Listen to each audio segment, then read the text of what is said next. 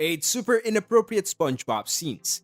Hey guys, welcome back to yet another video here on Laffy Tunes. Now, SpongeBob SquarePants is one of the most popular shows out there, and part of this success goes to the superior writing, the happy-go-lucky humor, the superb storylines, and the lovable cast of characters have all kept kids and adults alike coming back to Bikini Bottom seasons after seasons. However, some scenes and jokes in the show are solely meant for adults, and in this video we shall be taking a look at the few of such scenes. Stay tuned.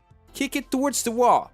First up, in an attempt to get Gary to the bath, SpongeBob paints the bathtub as a treasure chest and pretends that Gary and him are pirates following a treasure map. Upon discovering the chest, SpongeBob pulls the doubloons, which are actually bars of soap, telling Gary not to drop them. Yes, SpongeBob just made a joke more suitable for us than a children's show. This is one of the great examples how to hide adult joke in a kid's show. For children viewing, SpongeBob could easily have been telling Gary to not drop the doubloons because they are treasure, a very special cake. SpongeBob is a very in-demand sponge, a porous busybody with a serious schedule to keep between all of his friends and hobbies. This is never more evident than in the episode Overbook, where SpongeBob struggles to keep all his promises to his friend. In the midst of running around during the episode, SpongeBob stops into a bakery and procures a cake for Patrick's birthday. However, it turns out that the only cake the bakery has is a cake that reads "Sorry about the scabbies" in vibrant purple pricing. This one would slip by most kids because they would have no idea what scabbies is, and probably makes most adults' skins crawl. Rubber sponge.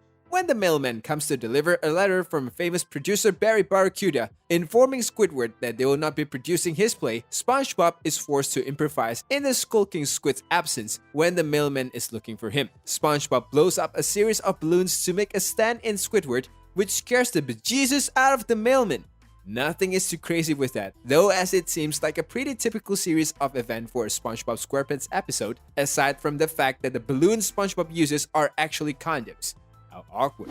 There's a hotline for that. As Patrick and SpongeBob make their way to watch a jousting match in Dungeons and Dragons, an employee of Medieval Moments greets them and points our deep-sea duo in the jousting area, where SpongeBob corrects the employee's lack of Old English and makes off with Patrick giggling. The camera sticks on the employee dressed as a castle guard, who sticks his spear hesitantly to his neck before lowering it and dejectedly murdering. Someday, but not today. There are a few things that are downright baffling such as this, and it's a wonder how the SpongeBob SquarePants teams were able to slip them by Nickelodeon censor. It's a serious duck note when compared to the especially joyful show, which usually features SpongeBob and Patrick running through fields and giggling.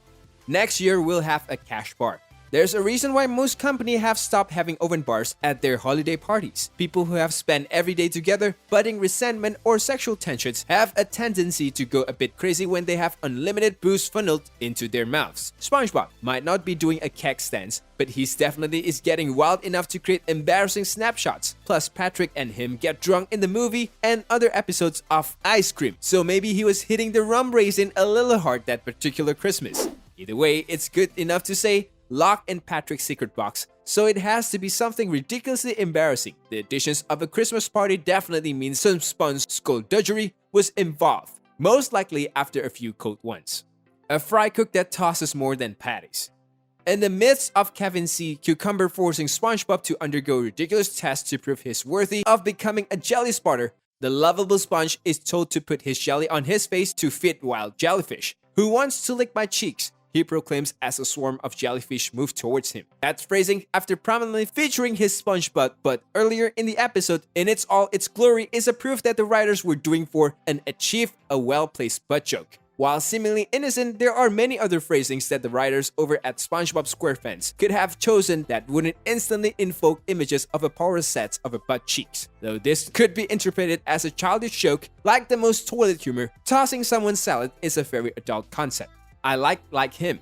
When SpongeBob and Patrick set out to sell patties on the road with a submarine in episode 20,000 Patties Under the Sea, SpongeBob tells Squidward goodbye twice, the second time adding a dreamy flair to it. When Patrick questions why SpongeBob said goodbye to Squidward twice, SpongeBob replies that he likes Squidward. Nothing wrong with that. After all, SpongeBob is a pretty happy-go-lucky sponge and tends to like everyone and everything. However, the sultry spin put on the second parting words to Squidward would make viewers assume that SpongeBob's like is of a sexual nature. Again, nothing wrong with that. Theories of SpongeBob being gay have circulated since the show's first season. The possible sexual undertones elevated from children's humor to adult undertones pretty quickly. Bestiality in Bikini Bottom.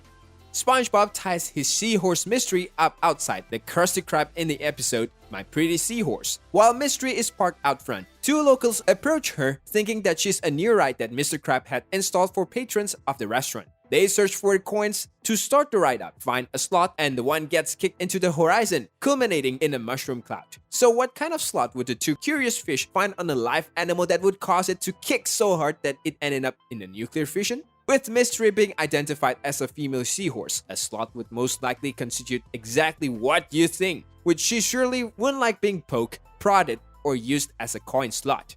That's all for today's video. I hope you enjoyed it. Thank you for watching.